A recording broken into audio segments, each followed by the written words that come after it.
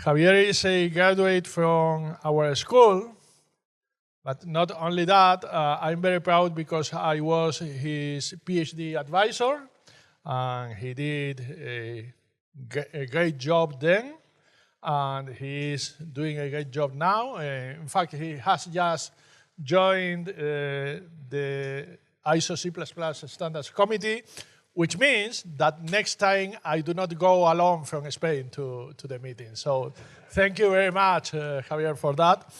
And he's going to talk about something that I would define as scary, really scary. So my usual recommendation of the whole topic, which is type panning, is just don't, period.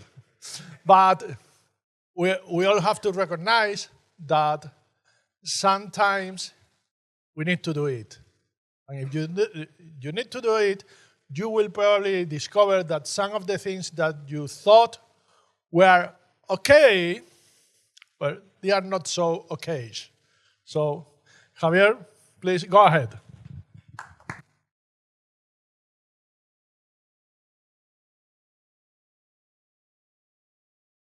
Very nice introduction. So yeah, as Jose Daniel said, today we're here to demystify a couple of new friends that we have in the standard C++, which is STD Launder and the start lifetime as. But also we are going to talk about undefined behavior in reinterpret cast. It's a very technical talk, but I try to make it as easy as possible. So let's make it like a game. I'm going to ask a lot of questions. So first of all, who here, raise your hand, who has done a reinterpret cast before? Okay, scary. Most likely undefined behavior. I'm just saying, okay. So first of all, let me give you a brief introduction. Who am I? As Jose Daniel said, I studied a PhD graduate here between 2017 and 2020, where I worked mostly, in a lot of topics, but compiler-wise, I was working in an implementation of C++ contracts. Well, not the one probably that make its way through the standard, C++26, but the proposal that was back then. I also was working in the clean C++ interpreter, which I gave a talk last year. And recently, since 2024, I have been working for Imperium as a compiler engineer, and we build a binary-to-binary obfuscation solution. That sounds scary as well. Okay, so yeah, let's do some questions. So, given the following definition for my type, which just contains a 32-bit integer and a floating point number, and we just assume that the size of the struct is 8, the alignment is 4. Is this that I'm proposing undefined behavior, or is it well-formed? So we have an array of chars that contain the value of several bytes, and then I do reinterpret cast to a pointer to that type, my type, and then I do something with that type. I dereference it, I access the value of the integer, whatever. Correct? Raise your hand who thinks it's correct. Okay, that's good. Who thinks it's undefined behavior? Okay, who doesn't know? Okay. The result is that this is undefined behavior, and there is actually 3 causes of the problem. So it violates strict aliasing. The storage, it might not be aligned properly for my type, and you are accessing a my type object out of its lifetime. We will see more about it later. Again, same definition for my type. Then this time I create a my type object, which I call foo, I initialize it, and then I do reinterpret cast to unsigned char pointer just to inspect the object representation, maybe do some serialization or whatever. Who thinks this is correct? Who thinks it's undefined behavior? Okay. Who doesn't know?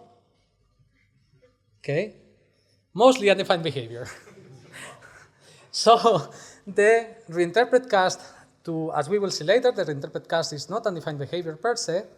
It's well-defined, but the reference in the resulting pointer, it is. We will see more on that later. It's considered a defect in the standard. I pass it to a function that does something on the char array. It's assumed to be the reference. Do something on char array. Okay, not explicitly, you're right. But okay, another example. I have an unsigned char array that I initialize with these bytes, and then I do bit cast. There is a typo, by the way. Here it should say o.I. Using this bit cast. Is it well-defined behavior? Is it undefined behavior? What do you think? Defined behavior? Okay. Undefined? Okay. I don't know. Okay. This is well-defined. Mind the endianness, right? Because depending on the architecture endianness, you might get different results, but it's well-defined. So this is the actual contents of the talk. I'm going to do a brief introduction so that all of us are on the same page and we talk the same language, which is C++. I'm going to talk a little bit about types and their layout and object lifetime. I'm going to introduce the strict aliasing rule. By the way, who knows strict aliasing here? Not good for your interpret cast, I guess. Okay. Then I'm going to introduce several strategies for doing type panning, and then some, if we have time, some practical case and some closing words. Okay, so let's start by defining undefined behavior. So it's a long definition, you don't have to read it all. But TLDR, it's something that the standard imposes no requirements whatsoever. It ranges from ignoring the situation completely with unpredictable results, clearly not good, to behaving or misbehaving during translation or program execution or terminating a translation or execution. Not good. I wouldn't want to be in this state. Related to this, we have the ill-formed concept. Okay, a program is ill-formed if it's not well-formed. I'm citing the standard in several ways, as you can see. Okay, and well-formed program is something that is constructed according to the syntax and semantic rules. So probably something that is ill-formed doesn't even compile most of the time, because there is also ill-formed, no diagnostic required, which means that the program is ill-formed, but no compiler diagnostic is required. This happens, I think you describe it. If you violate the ODR, you have multiple definitions for inline function, for example, you are in this state. Okay, more definitions. Type panning from Wikipedia. In a computer science, a type panning is any programming technique that subverts or circumverts the type system of a programming language in order to achieve an effect that would be difficult or impossible to achieve within the bounds of the formal language. Okay, fine, it doesn't say much. TLDR, that's basically accessing the underlying memory representation for that object as a totally different and related type. So for example, here I have a uint32, which is a 32-bit integer, and accessing it as an array of chars, that, accessing each independent byte, that's type panning, for example. Why would we want that? Because it's useful sometimes for serialization, deserialization, sometimes for networking code, and also for calling maybe legacy code that you have in a C library or whatever. But as we saw, some interpret casts result in undefined behavior. Why? C++, why? Okay, if you have to keep a message from this talk, I will throw away the next question to you. Can two pointers of different types, let's say pointer to integer and a pointer to float, can really point to the same memory region? I mean, they can, right? They can have the same pointer value, but does it make any sense? I mean, if I have an integer at that memory region, I have an integer, and if I have a float, I have a float. But there is no chance that I could have both, right? And actually, it comes that the compiler may optimize based on that. We will go to that later. In C++, it's undefined behaviors. Well, if you access the non-active member of a union. I'm doing a spoiler, but okay. Some quick reminder about data types, their layout, and whatnot. So C++, as you know, has fundamental data types and compound types, which are arrays, pointer types, function types, classes, and whatnot. Class types have base subobjects and member subobjects. For example, here, let me try to use the pointer. So I might have a definition for most derived struct, which inherits from derived inherits from base inherits from nothing, and basically each of those define a data member of different types. So the compiler may lay down in memory most derived as follows. In offset 0, it may follow the inheritance chain and lay down the base subobject, which has only an integer, which is laid down here. Then it will lay down derived, which has the float data member here, and then it just lays down the data members for most derived, which is the double. So basically, when you have a complete type definition, the compiler knows the relative offsets of each of the sub-objects that the object comprises, and by doing a static cast or dynamic cast, you can reach one or the other, right?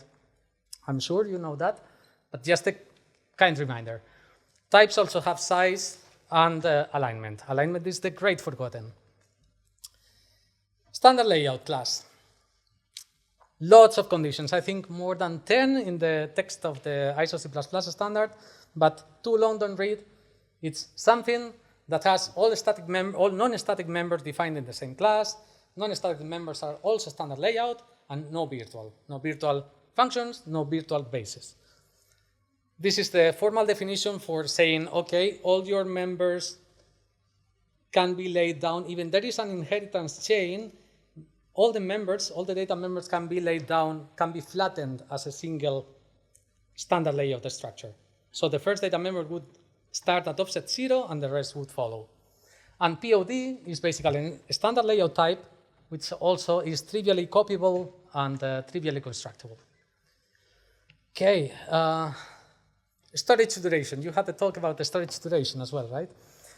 Versus lifetime. It's not the same. We have, this is just a summary. Storage duration, we have static, thread local, automatic, and dynamic. I don't want to repeat the whole talk that you gave before. So static is basically that lives for the whole duration of the program. Thread local, that lives for the lifetime of a thread, and it's per thread. Automatic is something that it's related to a scope, and that is distracted when we leave the scope. And dynamic is something that it's allocated and deallocated at runtime. Okay, and we have something that is lifetime of an object. And the standard says that an object is created by definition by a new expression, by an operation that implicitly creates objects. That was added in C++20, we will see later. When implicitly changing the active member of a union, that's for replying whoever said the union thing, or when a temporary object is materialized. Fine. We will see why later. And an object lifetime ends when, if it's non-class type, the object is destroyed. Fine, no surprise here. If it's a class type, the destructor call starts, or the storage which the object occupies is released or reused by something else. Fine, we will see with an example what all this means. So basically, I can define type T to be a std vector of int, for example. I can reserve some dynamic storage here, which has the alignment of T and size of T. So P points to an area that is sufficiently large and well aligned to hold the vector of integers. And then, okay, let's do some cast to pointer to vector of int, and then try to push back something. Okay, I anticipate here because it's commented that this is undefined behavior because we reserved the space for a vector, but we never constructed the vector itself. So the proper way to proceed here would be to do placement new on the pointer, then construct a vector, then we can push back, then we can destroy the vector. So lifetime of first vector is this one, it spans over here. And if I try to push back something after the lifetime has ended, this is undefined behavior as well. Likewise, I could reuse storage space, doing a second placement new to construct a second vector, and try to push back something, destroy the vector, and this would be undefined behavior again, because the object is distracted already. Last but not least, we free the allocated storage. So far, so good, right? The thing? Any question?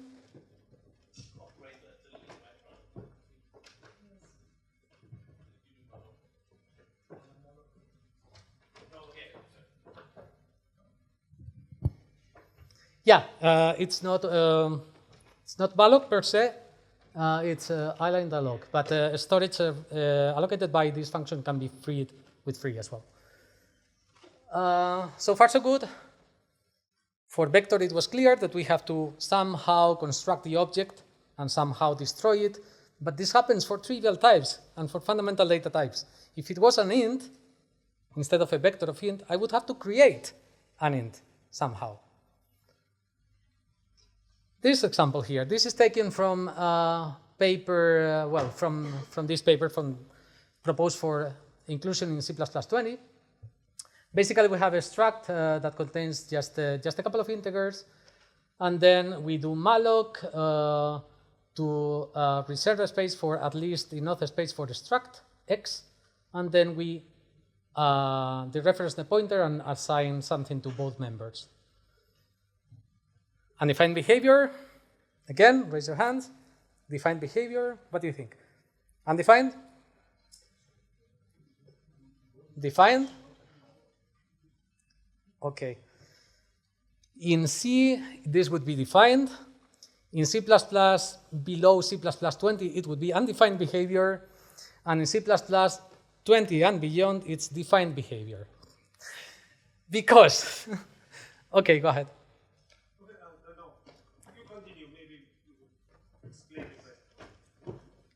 Okay, I can continue, and if it's not clear, you can ask the question later, maybe. So basically, C++20 proposes something that is called implicit lifetime creation for an object.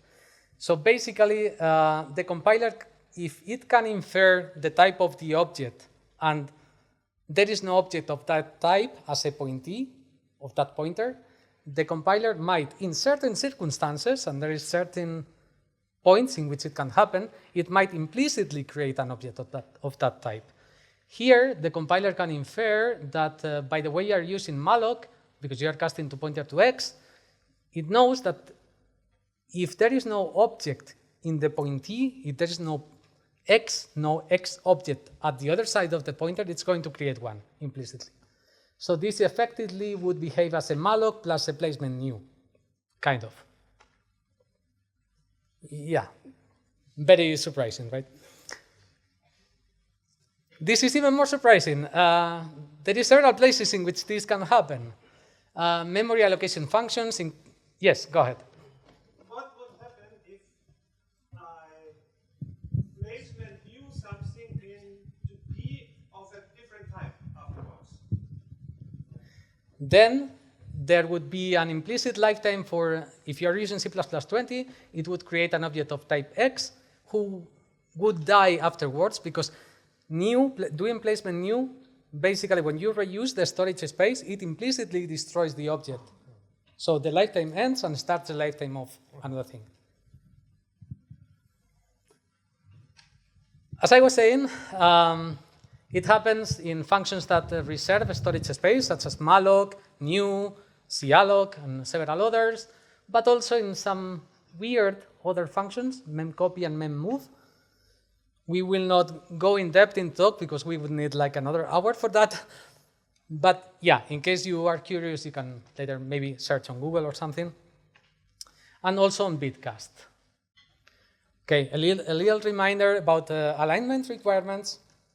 Alignment, as I said, the great forgotten, determines which addresses are legal for a given data type. So assuming that I have an int, and the size of int is 4, and the alignment requirement for that integer is 4, it means that such an integer type can happen at offset 0, offset 4, offset 8, etc., but not at offset 3. So more formally, the offset has to be an integral multiple of the alignment. Otherwise, not good.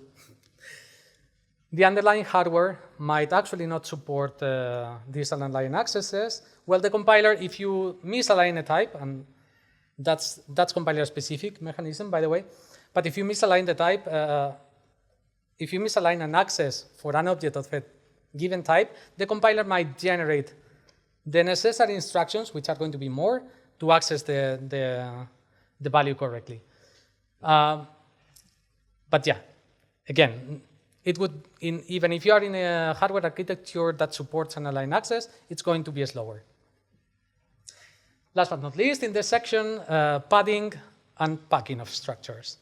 So in order to ensure such an alignment requirement, the compiler, as you know, might insert padding bytes. So if I assume that size of char is 1, which is quite an assumption, it might not be true, but okay. If I put a char here and then followed by the int, then there might, the compiler might insert some padding bytes, assuming that this is size of 4, and this has to be aligned at 4, and this is size of 1. The compiler might insert 3 bytes of padding in between. The value of that padding bytes is unspecified. It can be anything. We will see more on that later. And packed structure is basically something that does not include padding in any way. And as I said, the compiler is free to generate more instructions in order to access a specific data member. This is compiler specific. I don't think that we in the committee have something, because with alias, you cannot go below the natural alignment of the type. So you would have to use pragma, pack, or something, which is compiler specific. Anyways, don't do it. Don't. But not conformal to. Yeah, but we will talk about serialization later. There is endianness as well. There is, yeah. More on that later. Well, in any case, I mean, you can do it if you know what you're doing. But again, keep in mind that it's compiler specific. So you might need to use underscore attribute underscore packed from GCC, whatever. It's compiler specific. Then there is no way blessed by the ISO standard to do this. Now, strict aliasing. What is aliasing? It's basically referring to the same memory address by more than one name. Let's say pointers or references or whatever. And strict aliasing is the fact of that only pointers of the same type can actually point to the same object, the same memory address. The normative text of the standard says that something is type accessible. It's another way of saying this. If the type is itself, the type of itself, okay, so doing reinterpret cast, if you have an int, doing reinterpret cast to an int, it's safe, okay. It's not useful, but so the type is the unsigned or signed variant of the type. I talked with somebody about this. This is correct in a load. This is a curious one. So anything can be aliased by a char, unsigned char, or STD byte. More on that later, because as I said in one of the questions at the beginning, this is partially undefined behavior. You will see why in a while. And of course, if you try to access the stored value of an object through a GL value, through which is not type accessible, the behavior is undefined. So if you do reinterpret cast in principle to anything that is not this, undefined behavior. There is some more to it, which we will see in a while, but this is a nice summary. Okay, a very obvious example. So I have a function, I don't know which time is it, okay. I have a function which takes a pointer to integer and a pointer to float, and the function basically the references the pointer, increments the value, then pointer to f, the reference the pointer to f, I assign the value, and here I return the value to the value after incrementing here. Okay. You intuitively, I would say that you might assume that I mean, writing to a float here cannot possibly alter the value of an integer, right? Your intuition would say that. But if I call the function in this way, I provide a pointer to an integer and then reinterpret cast to float of the same pointer to an integer. So basically, I increment the integer here, and then I overwrite memory at that same location, and then I return it. What would that do? First and last assembly listing, I promise.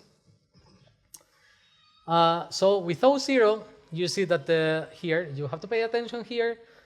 You see that the compiler fetches the value of the pointer, it references it, stores the value in ECX, increments it, and then stores the value again as the pointee. And then at the end, as part of the return statement, it fetches the value of the pointer and fetches the value again. So if this thing, by the way, is the assignment of the float, if this thing, for whatever reason, changed the value of those bytes, this thing is going to refetch it again. But if we compile with O2, we get this. Nice assumptions, by the way. The compiler assumes that, okay, they reference the pointer, store the value in EAX, increment EAX, and put it in EAX.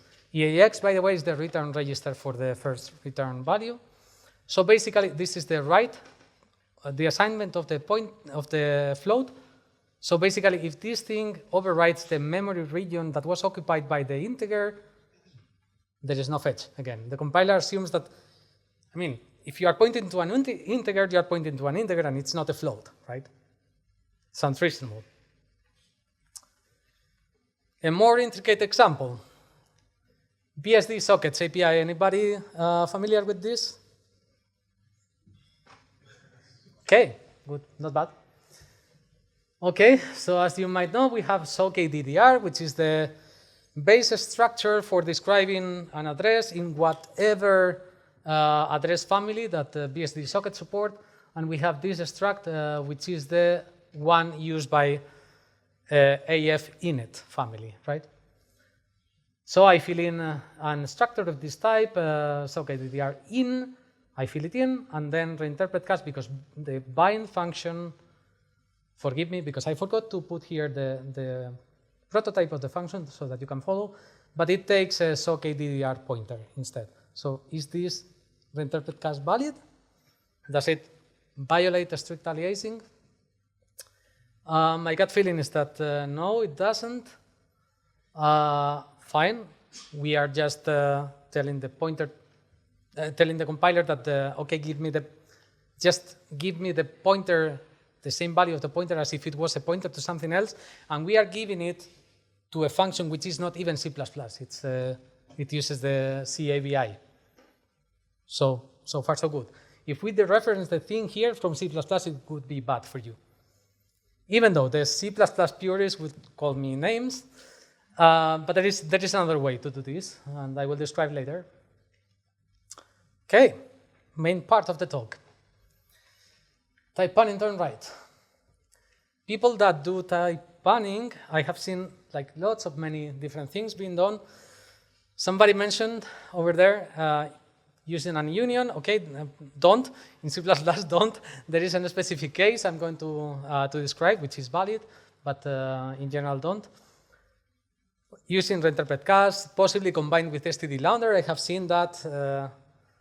Nobody knows what std Launder does, but yeah, people just put it because they saw it somewhere else. Use of main copy, std bitcast, and wrong uses of std bitcast, which I have seen as well, and std start lifetime as. Some of them are valid in C, such as the union, but not in C++.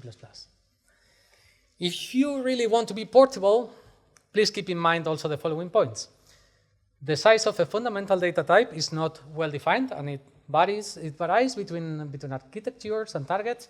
So you cannot assume that the size of a char is 1 and the size of an int is 4. I mean, size of an int could be 2 for a specific platform. If you really mind about this,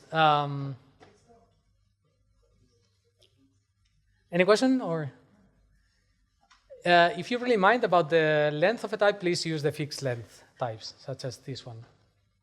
And also, char bit cannot be 8 in some cases. I mean, the ISO C++ standard mandates that it has to be at least 8, but it's only POSIX systems that require it to be exactly 8. Okay, union-based. Fine. So, from the standard, paragraph class union general, it says, at most, one non-static member is active. Accessing non-active member of a union is undefined behavior. So that means, essentially, that if I have a union that has an integer and it's overlaid in memory with some array of characters, and then I initialize the union with this value, which is an integer, the active member is I, which is the integer, and then accessing this would yield undefined behavior, because it's not the active member. A very different thing would be assigning to it. Assigning to it, there is another paragraph in the standard that says it will implicitly start the lifetime of that and make it the active member. So in general, to reply the question about unions, don't, at least in C++. If you are writing C, do it. Be my guest. Go ahead. Why is int the active member? Because when I created an object whose type is the union, I initialize it with a value that is an integer. So the active member becomes the integer. So the compiler figures that out? Yes. Okay. Yeah, I mean, it cannot possibly be an array of chars. The syntax would be wrong anyways. The only exception from the standard, again, I mean, it's very difficult to make such a talk without citing the standard, to know where we have undefined behavior and where we don't. Class union.general, it says, note 1, one special guarantee is made in order to simplify the use of unions. If a standard layout union contains several standard layout structs that share a common initial sequence, and if a non-static data member of an object of this standard layout union type is active and is of the standard layout structs, the common initial sequence of any of the members can be inspected.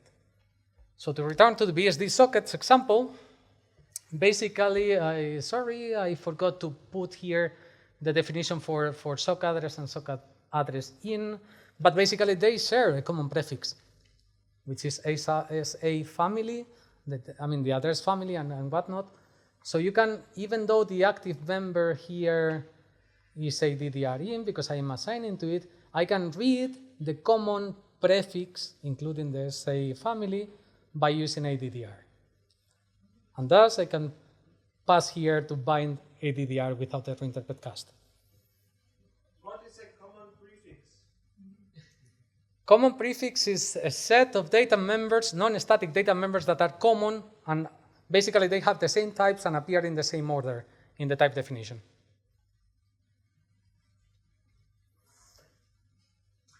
Reinterpret cast, my favorite one. Okay, so reinterpret cast to some type is only guaranteed to be safe if you have one of these cases. If you do pointer to integer conversion and back, this is fine. If the two objects are pointer interconvertible, where pointer interconvertible means it's the same object, okay, not useful, but fine. One is a union object and the other is a non-static data member of that object, basically because they share the same address. They are overlapped in memory. You have a standard layout class object and the other is the first non-static data member. So you have an object and the first data member, it's pointer interconvertible. Or reinterpret cast is also acceptable if you cast, if the type that you are casting to is either char, there's a typo here, unsigned char, or std byte. Or the type of the object, it's a signed or unsigned variant. Fine, so most likely, if you are not doing any of those, most likely you are in undefined behavior, I'm sorry to say. But things are even worse. Let's see. Okay, so as I said, if you have an integer, getting the address of an integer and doing reinterpret cast to a float, it's wrong. It violates the strict aliasing rule. Don't do it. But even a reinterpret cast to unsigned char pointer, which the standard says, okay, it's good, you can do it. Even though it's not well defined, because we saw a section about object lifetime, right? You first have to create an object in order to access it. So I ask you now, okay, I have something which is of type whatever, foobar, std vector, whatever, and then I cast to unsigned char pointer, and then I try to dereference the resulting pointer, and I ask you, have I started the lifetime of an array of chars at that memory location? Of course I didn't. So that's undefined behavior as well. There is a paper in the committee which is being discussed as of January this year to fix that. It's supposedly a bug, a defect in the standard. But then I throw the following question. This is funny, actually. We have std as bytes and std as writable bytes. And if you take a look at the standard itself, it says that it returns a span that allows you to do some introspection on the object representation in memory for some object. And it's defined as using the base address of that span would be reinterpret cast to unsigned char of the object. Yeah, short-circuiting right now. So basically, std as bytes is not well defined as well, right? I mean, your compiler would do the right thing because compiler engineers are pretty smart people, but it's not well defined. So, key idea. Yes. What's not well defined does not affect that you're doing an interpcast. It's that you may access an object that's not alive. Right? No, it's because when you do the reinterpret cast to a series of chars, you have to start the lifetime of an array of chars at the other end of the pointer, which you didn't. There is something else there. There is an object of type foobar, whatever. And as we agreed, because of the strict aliasing rule, there cannot be something of two different types at the same memory location.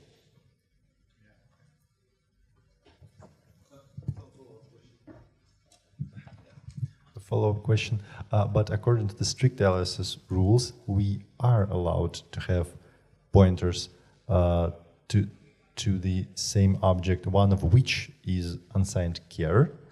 But are you saying that we are not allowed to actually use it because the lifetimes of those chars did not? My God. Yes. Yes.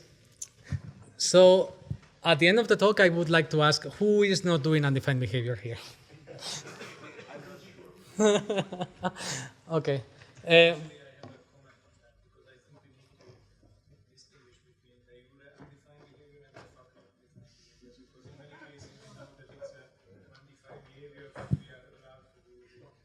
Most people is not hearing you. Sorry, so what I meant is that usually I think we need to distinguish between de jure undefined behavior, which is, well, according to the bugs in the standard, or de facto, which is how the compilers are actually implementing it in many cases. Because many of these things, what we are fixing recently, these fixes were not available in the earlier version of the standard. So you are basically forced to do undefined behavior in some of these cases, which is actually defined behavior because the compilers will implement it in a certain way anyway. So de jure, you are doing it, de facto, you are not. Yeah, that's right. There is undefined. I will finish. There is undefined. It's undefined behavior per the standard, and that's it. It's undefined behavior. The other different thing is that the compiler does the right thing, but it's undefined behavior. I think that Jose want to say that. I disagree the difference between de jure and de facto because we have like 200 different implementations of C++. So one thing is that it works most of the time in the most common implementations. That is not sufficient because we have 200 or 210 different implementations. Yeah, I totally agree. what I meant by it is that in many cases what you are facing is that you are not a library writer, you are an application code writer, and this means that your running environment is fairly fixed. So you know that de facto in your running environment it's defined behavior. Of course, if you move it to a different platform, then it's a different story. So my recommendation, that is my last thing, is just write a bunch of static asserts so that it doesn't compile in any other platform. Please do. So yeah, I will continue, and the rest of the questions we'll leave it until the end of the talk, because otherwise, I mean, there is like roughly 15 minutes to go, and there is a lot of slides. So yeah, ST the Launder. Okay, what is that?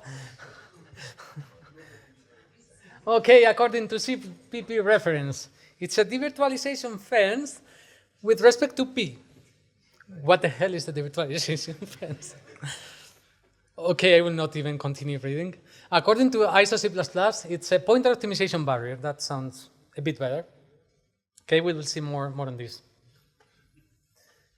So you are used to think of a pointer as just a memory address, right?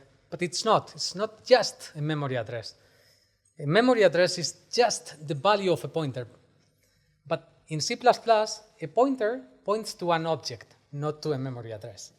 And the compiler can make assumptions about the object it points to. So instead, if it helps you, and actually this is the way the compiler reasons about your code, you can think of a pointer as a pair of the address and the provenance, where the provenance basically determines which values can be reached by following the pointer. So you have money laundering, which is not something you should do, by the way. This is concealing, this is trying to hide the origin of money, right? So pointer laundering would be update the provenance of a pointer so as to hide where it came from and remove any assumptions that the compiler might have about the object it points to. This is a bit more clear, I guess. It has some preconditions, though. It says an object X is within its lifetime. Fine. X, by the way, yeah, it's the object pointed to by the P argument, and whose type is similar to T is located at address A. That means you cannot launder anything that it's not within its lifetime, basically. Sorry, I forgot something. Yeah, we will see that in a while. Just an example. So we have an integer which I initialize to 42. Okay, fine. Then I reinterpret cast the address of the integer to pointer to float. Yeah, Javi, but you said that this is wrong because of strict aliasing. It's fine if you don't reference the pointer and try to access the object. So I just have a pointer, I don't use it, fine. And then I do placement new on the address of the pointer and create a float object. That's when the float object comes into life. And then, okay, I try to use it, but guess what? Undefined behavior. Because the pointer to float doesn't point to a float object, because a float object was constructed after we got the pointer. So by the time that we got the pointer, the pointee, the thing that is at the other side of the pointer, it still was an integer. So we would have to launder the pointer so that the compiler forgets anything it knows about the pointer, and then they reference it. And that would be okay. We would access the floating point number. As you can see, this is a fairly low-level thing. It's not something that you probably want to use in a day-to-day basis. We will leave questions to the end because otherwise I won't have time. More complex example. I will go quickly over it. So basically, I have a compound type which only has a data member of type float. I initialize it with this value, get a pointer to it, print the value of f, which of course would be 12 point something. And then I reuse storage. I create a new my struct in the same memory location, but it has its f member initialized with something else. If I try to print f here, what would the compiler make out of this? What would it print? Because it's const, right? I mean, it's not allowed to change. So it just grab the value here, and if I reuse it here, the compiler is free to just, I mean, it knows, right? So you have to launder the pointer, okay, forget about anything you knew about that pointer, because there is an object that took the place of the other one. You launder it, you just remove any assumptions that you have, and do the reference def. This is okay. This will print the new value. Next friend of us, memcopy. Memcopy over different objects. We just copy the object representation from one object to the other. This is fine. Both when you have different fundamental data types or an array thereof. It doesn't violate the strict aliasing. It's okay with respect to alignment and lifetime. Fine. If you worry about performance, though, don't worry. Compiler can optimize them most of the time. Compilers are smart nowadays. You can even see in Godbolt. Next friend. Have to be quick. std bitcast. Okay. So basically, it tells me that it returns an object of type 2, where 2 is basically what it's here. It's basically a type name for this template. And each bit in the value representation of the object would be equal to the corresponding bit in the object representation of the casted from value. Padding bits are unspecified, but that's usual, right? Okay, if I use it in this way, I have a float, and I do bitcast of this float to an std array of chars, then this is okay. I can inspect the object representation. Doesn't violate the strict aliasing, basically because C would be a different object. It would not point to the same memory location, most likely. Complies to alignment requirements and lifetime rules, so fine. Very roughly speaking, this is basically a ISO C++ blessed way of doing the previous memcopy. Is const-esper, so it would be optimized where possible. And please, don't do this. I have seen that some people is passing a pointer type here. Basically, this should take a value type, not a pointer type. If you pass a pointer, this would be equivalent to doing memcopy over the pointer to a different pointer, but that pointer resolves to something that it's of the wrong type, so you are violating the strict aliasing rules. In the paper where std bitcast was introduced, basically this was disallowed, but in the end, it was allowed because apparently if you want to shoot your feet, you need to be capable of doing it for whatever reason. Don't do this. The other big unknown, std start lifetime as. I talked previously about C++20 implicit lifetime, and in C++23 we have introduced explicit lifetime management. So basically it allows us to start manually the lifetime of an object of the given type at the given storage position by not altering in any way the object representation that was previously there. It will be clear with this example. I have an integer, and I can basically start lifetime as a float at the address of the integer, and then I get a pointer to the float. Yeah, but Javier, you said that there is something called strict aliasing.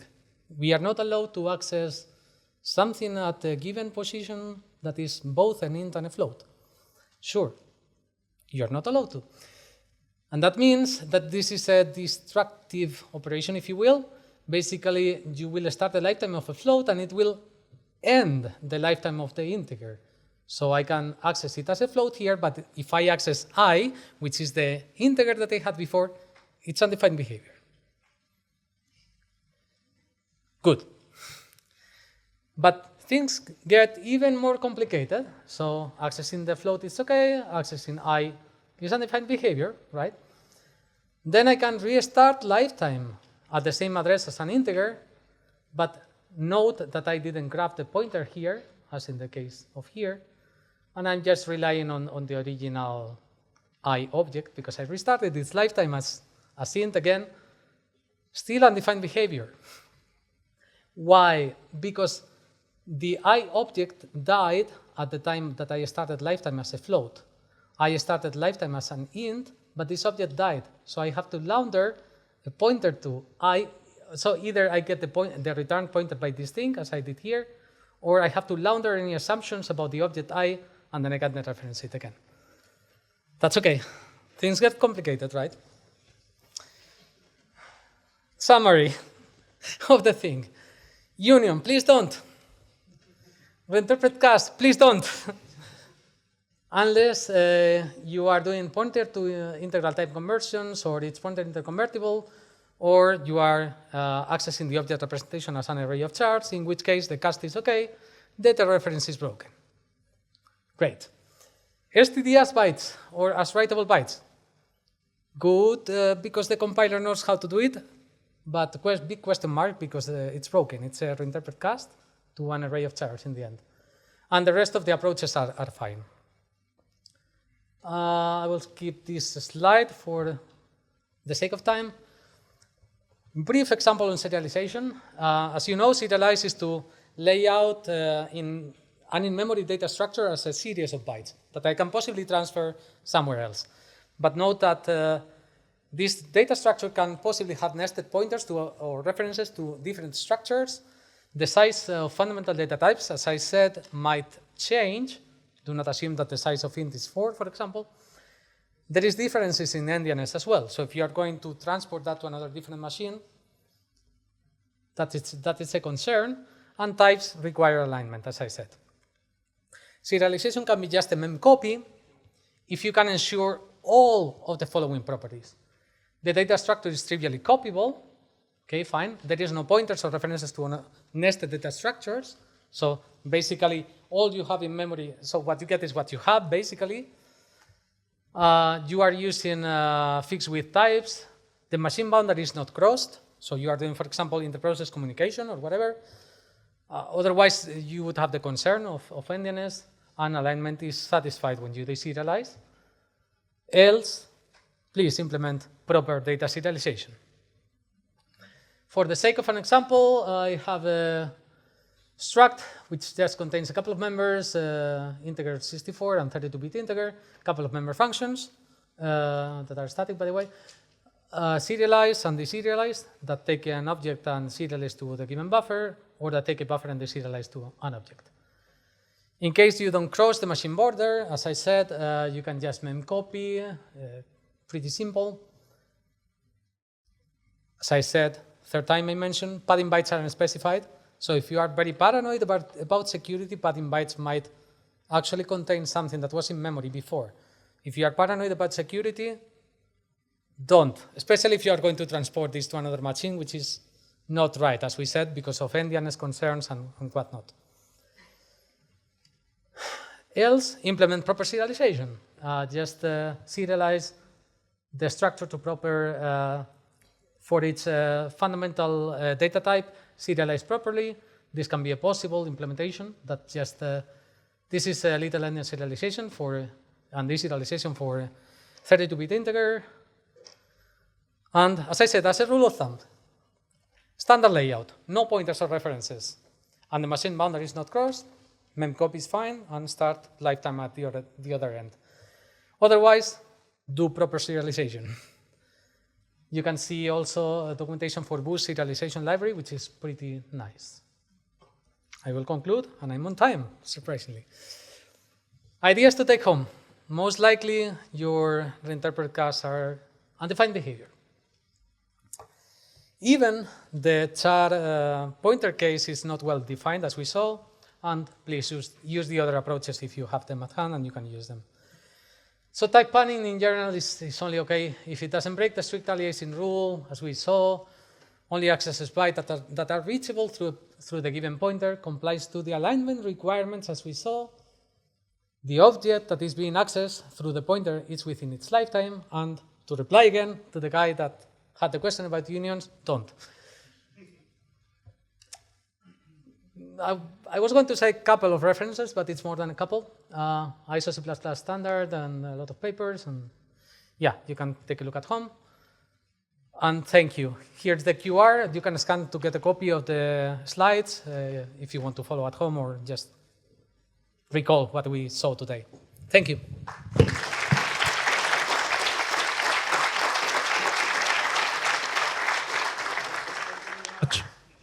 I'm pretty sure we have questions.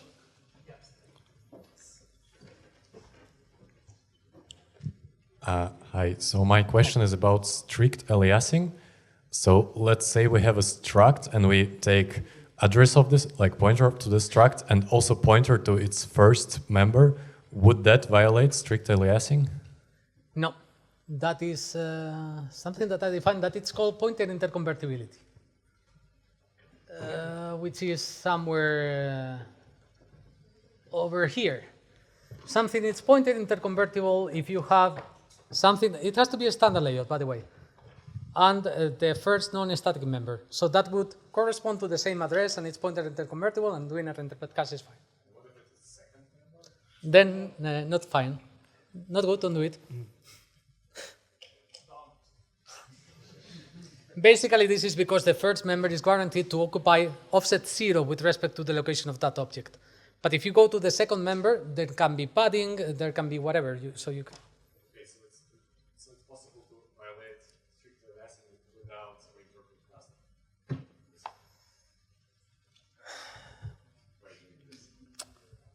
Yeah, kind of. By the way, I have a backup slide.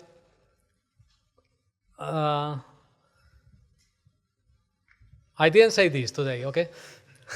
Some compilers allow you to disable strict aliasing. Don't. Link here to Linux kernel who does it, by the way, but fine, it's not C++ anyways, but we don't care. I have thanks for the talk, Javier. I have a question for you. If you go to slide 36. 36. Yeah, what will happen? How to do the proper serialization or deserialization instead of having 64 bits integer? You have, for instance, a char, because you can introduce padding there. As I said, if you are not crossing machine boundaries, if you are doing inter-process communication, you can just memcopy. Yeah, but if you want to convert, for instance, to an array of bytes to that to the struct that you have. Say again, what is the question exactly? So if you want to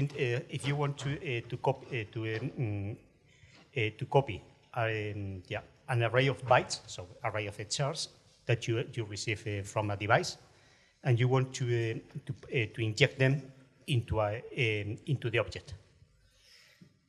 There is several assumptions there. We are running out of time, but yeah, you can do, in case you are absolutely sure that the object representation is the same, because you are in the same machine, you compile with the same compiler and whatnot, because, as I said, behavior might vary even between compilers, right? If you are absolutely right and certain that the object representation is the same, you can do start lifetime as a different object, right? If you don't have C++23, there is a way to do it. We can discuss it later. Okay. Or you can just memcopy to an object of that type. As I think, yeah, it's done here. Yeah, thank you for the talk. Sure. My question is about the common prefix of the classes. So I know this trick with reinterpret cast, which I think is UB. If we have a class with some private members, will it be possibly legal to access them through the struct with the same members through the union? Because like they will have same prefix, as I understand. Yes, but I have summarized something because, what is it? Union-based. Look at this. It says an object that is a standard layout and whose structs are a standard layout as well. And at the beginning, just to shorten up the talk a bit, I didn't tell the whole story here, but a standard layout, it's something that doesn't have visibility. So if you have a private something, it's not a standard layout. So you cannot do this. But it doesn't. Where do you see private here or something? That's the summary. Yeah, it's Okay, a summary. okay. That's why I said TLDR. Too long, So don't read. private I mean, makes your class not standard layout. Okay. yeah, I mean, the conditions in the standard is like, I think it's 15 or 20 conditions. And one of them says you cannot have visibility specifiers. Okay, thanks.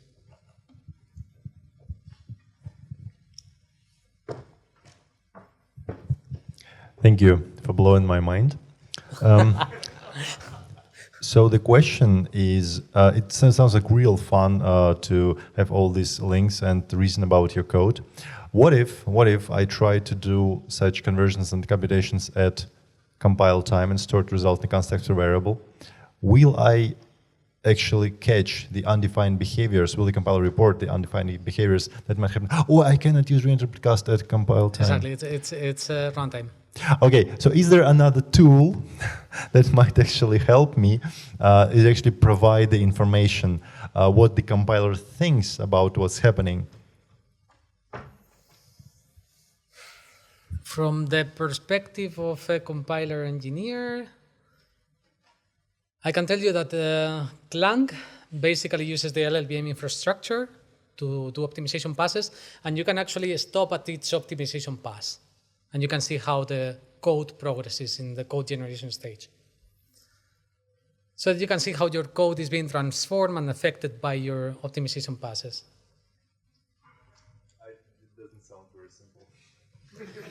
You can do it. I mean, It sounds like something happening purely at front end. I cannot imagine this stuff in middle end. Right? Basically, yes. All right.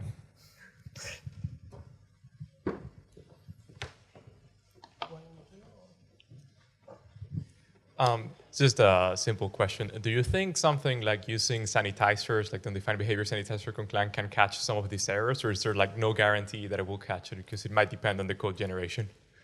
No guarantee. So basically, you have -f sanitize equals undefined, I think it is, or UB, but it doesn't catch everything. Okay. So it just provides some hints on something that it's well-known undefined behavior, but there are other undefined behaviors that are not caught by undefined behavior sanitizer. Thank you. More? Oh.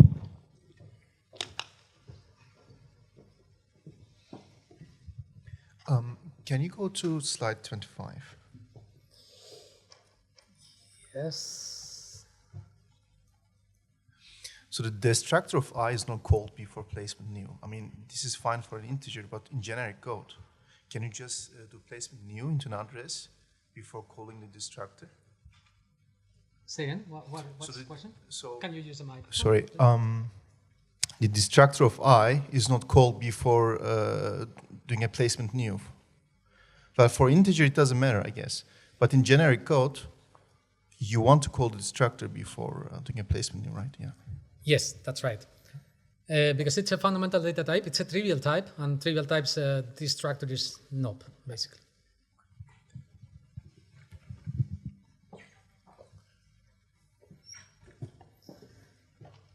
Wow, this talk is giving a lot of talk about it. So I have the impression now that start lifetime S does everything what standard Launder also does, plus more. So when should I use standard Launder? Or is my impression wrong? Slightly wrong, I would say. Let me go to std Launder. Okay. Std Launder. Precondition. An object that is within its lifetime and whose type is similar to T, which is the type name of this argument of the template, is located at a given address. So if there is no T, you are violating the precondition. It doesn't start the lifetime of anything. No, my question is, start lifetime S seems more mighty than standard Launder.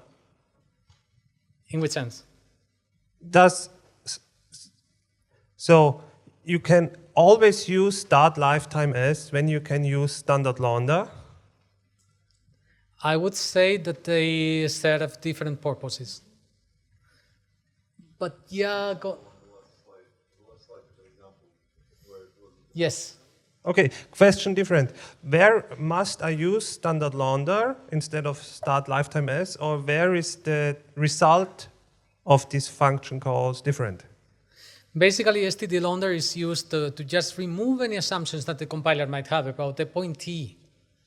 But it's assumed to have, I mean, the pointed to value is assumed to be an object of the given type already. And start lifetime as, what it does is to start the lifetime of some object at that exact Yeah, but given if address. I don't care if there is if there's an object and I do start lifetime as, then I have the same as for standard Launder. Say again? If there is an object, Yes. I don't see a reason why I could not use start lifetime as. I don't see your point right now. Okay, later then. Okay.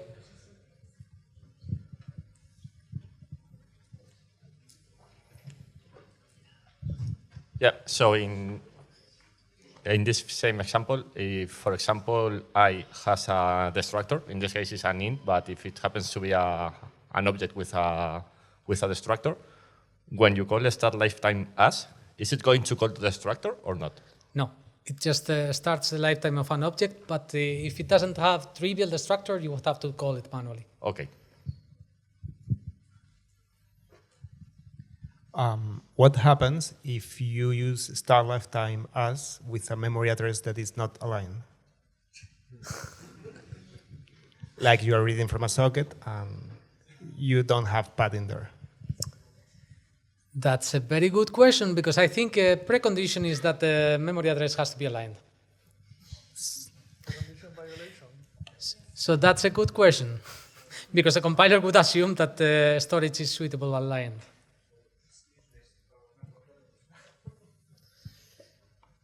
Well, not exactly. You can reserve your buffer. I do have an example in the first question that we had today. You can, when you allocate your buffer, you can ensure that it's suitable aligned for the type.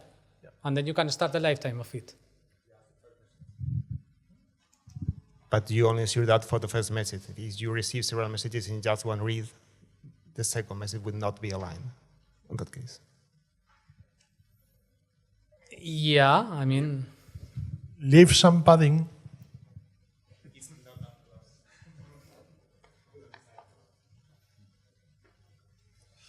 Okay, I think there might be more questions, but we have had enough. So if you have more questions, I'm pretty sure that you can grab Javier offline during coffee break. But it's time for the next talk. So thank you very much, Javier. Very good talk.